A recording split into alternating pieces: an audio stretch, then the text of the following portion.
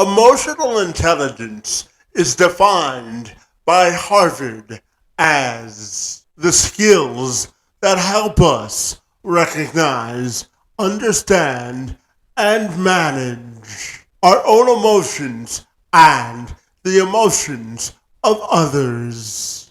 In today's workplace, it's not a nice to have, it's a must have if any leader is to experience any modicum of sustainable success. And here's the research to back up this very point. According to the Niagara Institute, emotional intelligence is simply not the activity of hiring teams actively and seeking out candidates to fill vacant positions. It also plays a part on who gets promoted and who is ready for a raise. It's also found to be the strongest predictor of performance based off of 34 essential workplace skills. The Institute also reports that people with higher emotional intelligence make an average of $29,000 more a year than their non-emotionally intelligent counterparts.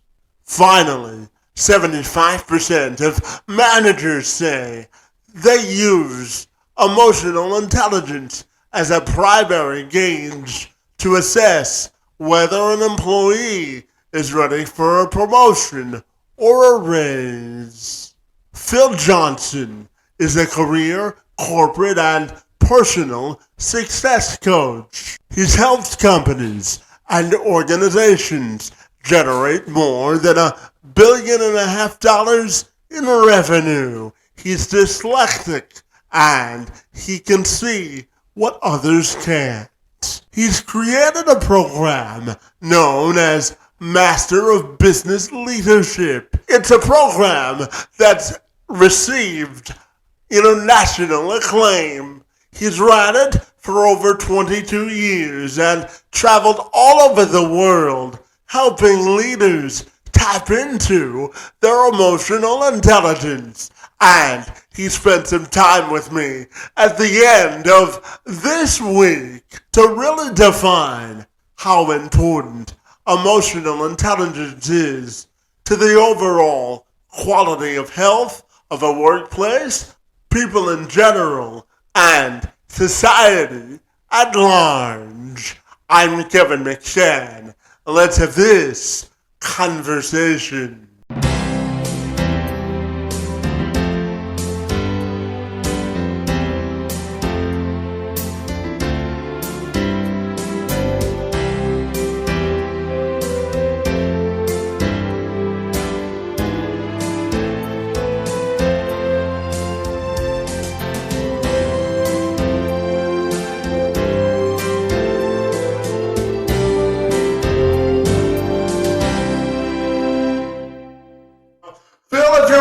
Take a moment to welcome you to the program, and I'm super excited to talk to you today about mental and emotional intelligence. Great to be with you today, and thank you so very much for being here.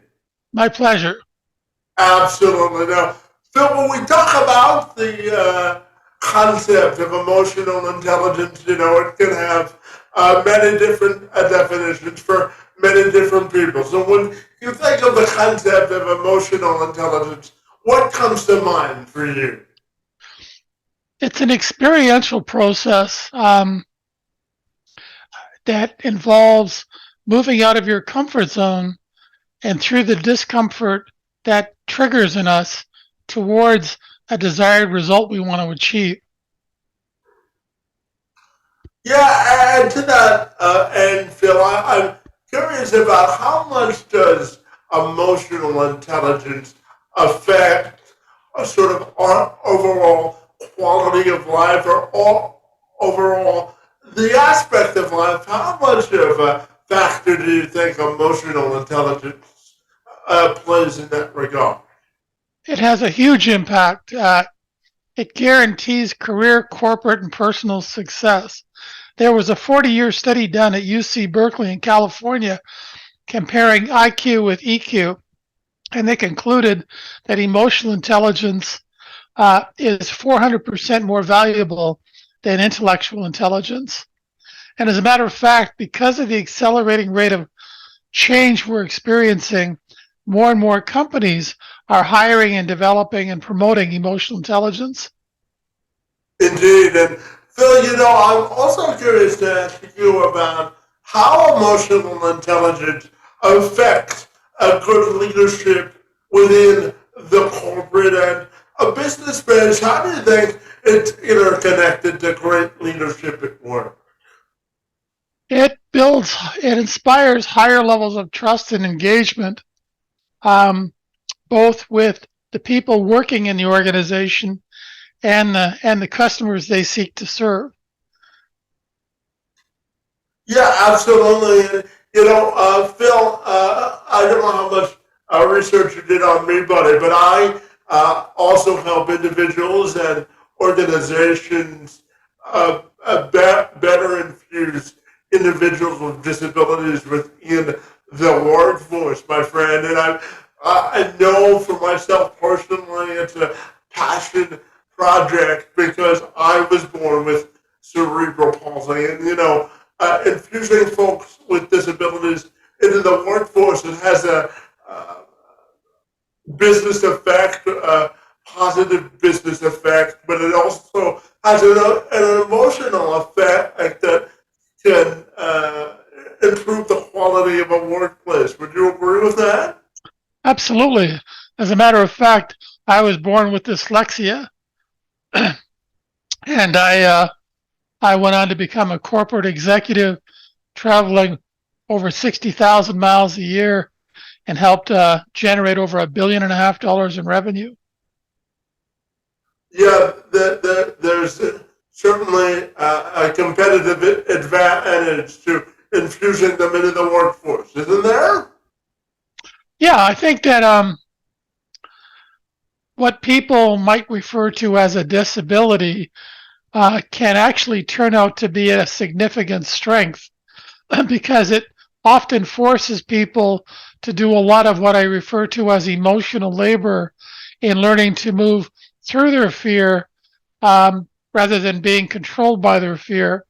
And that's an extremely important ability to have because we're facing a tsunami of increasing global change with a 500 million year old brain that doesn't like change.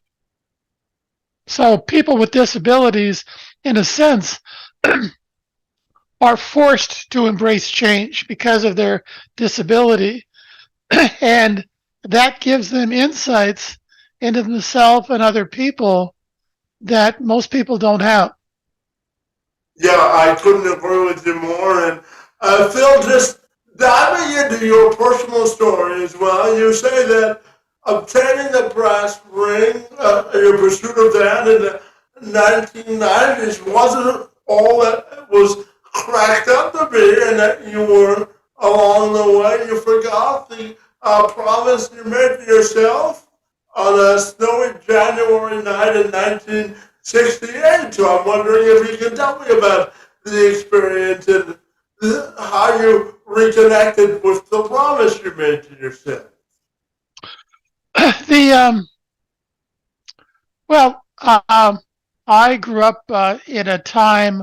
I'm 69, and I was born in 1953, and my dad was a factory worker, and I had thought that the higher you went up within an organization, the better the quality of leadership you would find, and that turned out to be not true at all in most cases. So it helped me to remember the promise I'd made to myself after my mother's death in 1967, and I left corporate America and I created a program called the Master of Business Leadership to help address those root cause problems.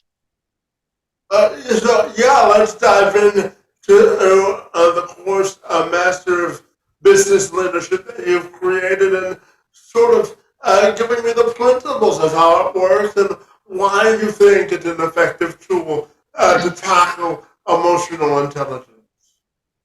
Well, there are MBL or Master of Business Leadership Program alumni in the United States, Canada, UK, Europe, Japan, Germany, Bosnia, Africa, Australia, the Middle East, and Saudi Arabia.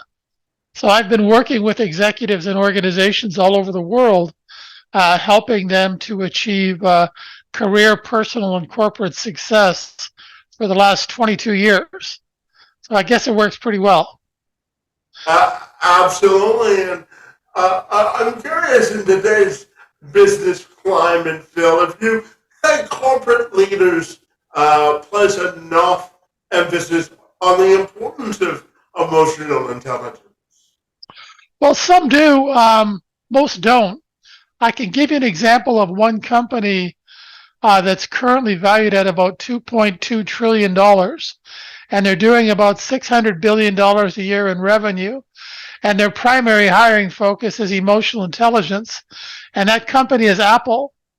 And that's why when you walk into an Apple store, that energy you feel is an example of a more emotionally intelligent environment. They're not trying to sell you anything.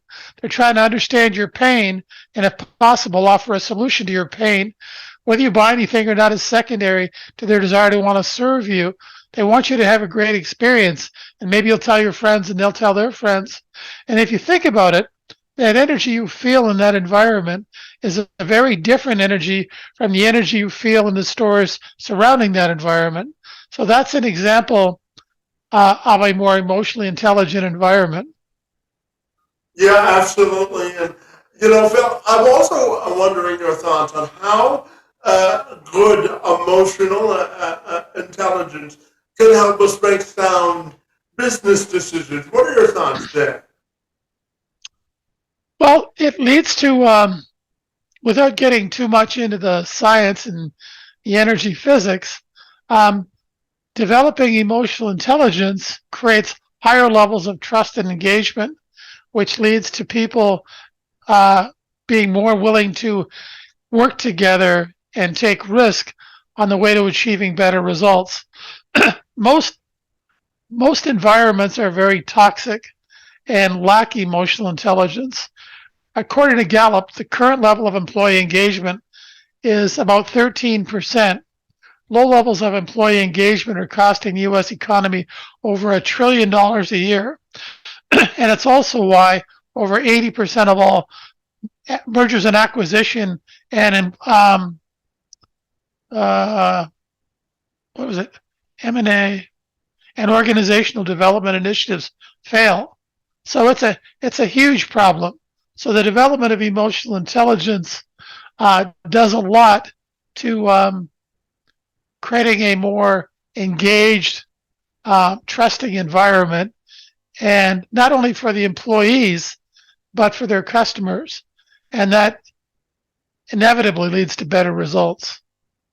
Yeah, absolutely. And what do you think is the key, Phil, for any organization that feels that as an organizational culture there's a deficit of emotional intelligence? What do you think is the key to closing that gap? Pain.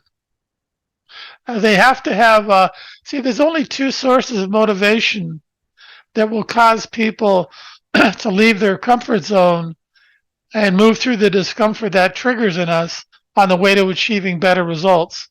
One's pain, the other one's passion. And hardly anybody's connected with their passion. So for the most part, those individuals that are motivated to leave their comfort zone in the pursuit of better results are usually motivated by an urgent desire for better results than they're currently getting, i.e. pain. Indeed. And Phil, you brought up earlier that you've traveled all over the world, both in the UK, Canada, the United States, and abroad. So I'm curious, when you have this international travels and you sort of put your emotional intelligence cap on, and in the spirit of learning, I'm wondering what you've learned throughout the years on how the international view of emotional intelligence has really evolved over time. It We're just getting started. The development of emotional intelligence is incredibly difficult. Um, it's like Navy SEAL training for your emotions. It's the kind of work most people wouldn't do unless they were forced to do it. But the results are incredible. Um, and it's no different anywhere in the world. People don't know what they don't know. We're only actually conscious about 3 to 5% of the time. The rest of the time, we're relying on our habits to determine our behavior and our results, and that's fine. But our educational system has failed us, and our employment system has failed us. We're facing a tsunami of accelerating change that we are completely unprepared for, and that's going to create increasing levels of drama, chaos, and conflict, which is going to motivate some people to leave their comfort zone in the pursuit of better results, and that'll help them to develop their leadership and emotional intelligence. But for the majority of people, it's likely to drive them deeper into their comfort zone, and they're going to become more resistive, more judgmental, more attached to outcome. So we're kind of at a tipping point where we're going to go one way or the other. Yeah, absolutely. And just as a follow up to that, Phill, I'm curious to get your thoughts on how emotional intelligence and mental health are interconnected. What do you think is the common thread between the two, if any at all? Agency. What I mean by that is learning to distance ourselves from our ego based fear by focusing more on the present moment, by learning to stop giving away our energy, which enables us to become less resistive, less judgmental, and less attached to outcome. So that, let me give you, so there's three primary sources of resistance we have to change. Two are biological and one's sociological, but let me talk about one of them. There's a part of our old lizard brain called the amygdala that for the last several 100 million years has been trying to keep us safe and alive by making sure we never leave the safety of our cave or comfort zone. So whenever we take an action that moves us outside of our comfort zone, it automatically triggers the release of a hormone called cortisol into our bloodstream. And that causes the executive center of our brain to shut off, and we go into what psychologists refer to as an amygdala hijack. Some people lash out, some people run away, some people freeze like a deer in the headlights. When that happens in conflict situations, often people die. When it happens in business or personal situations, relationships die. We burn trust. So as an analogy, if you think of your amygdala as a very frightened 4-year-old child, the development of our emotional intelligence acts like a big brother or a big sister to quiet our amygdala response down so that we're better able to feel the fear and anxiety that changing innovation always triggers in us and move through it towards what it is we're trying to achieve, as opposed to allowing that fear to keep us trapped in our comfort zones. Indeed. Thank you for that comparison and analysis. It was very helpful. And Phill, I asked you earlier about people with disabilities at work and the advantages that they bring to the workplace. But I also wanted to ask you about, on a more broader sense, how do you think emotional intelligence is tied to increasing the diversity, equity, and inclusion of all people at work? Great question. That's a great question, Kevin. Thanks for asking it. As we develop our emotional intelligence by learning to lower our walls, and actually there's an energy physics component to this.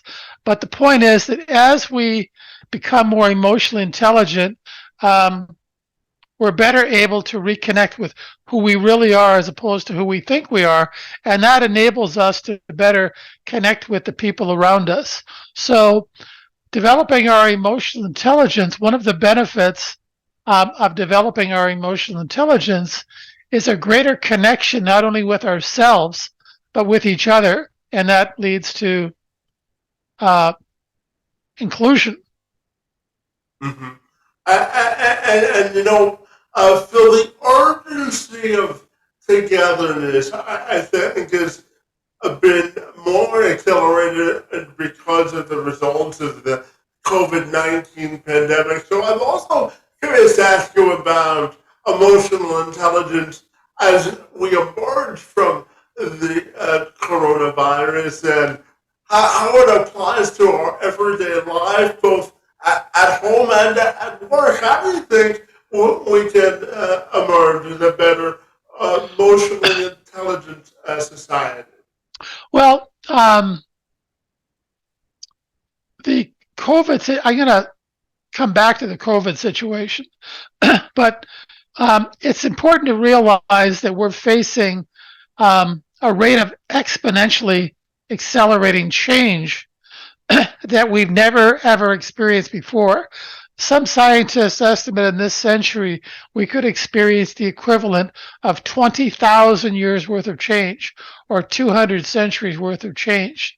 Nothing like that has ever happened before. And we've got a 500 million year old brain that doesn't like change. Whether it's positive or negative, we don't like change.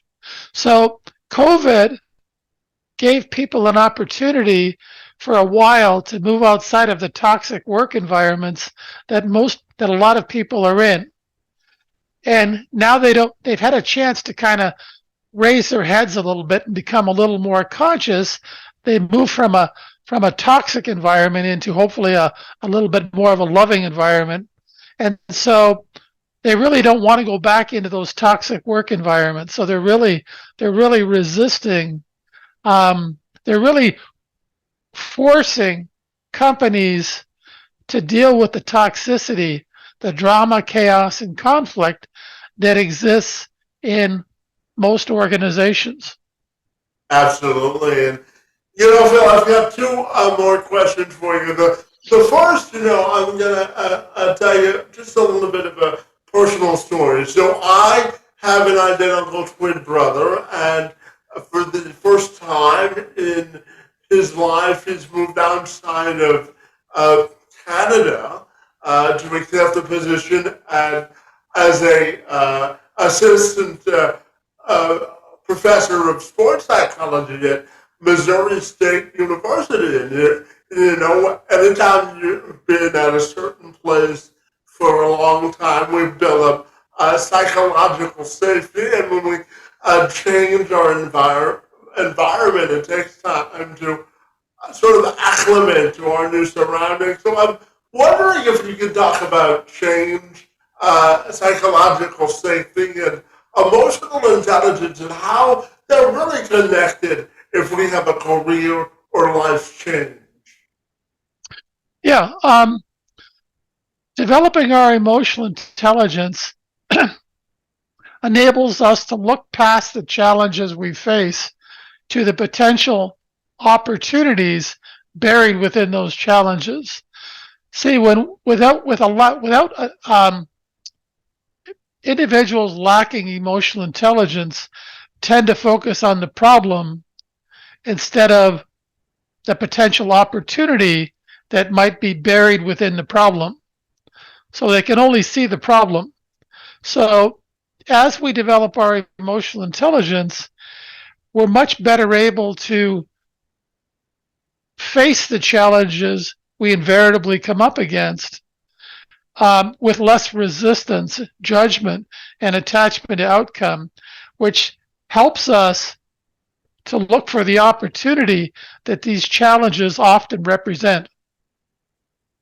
Absolutely. And Phil, my final question for you has to do with your own personal and professional legacy and how you think you would want that to be defined.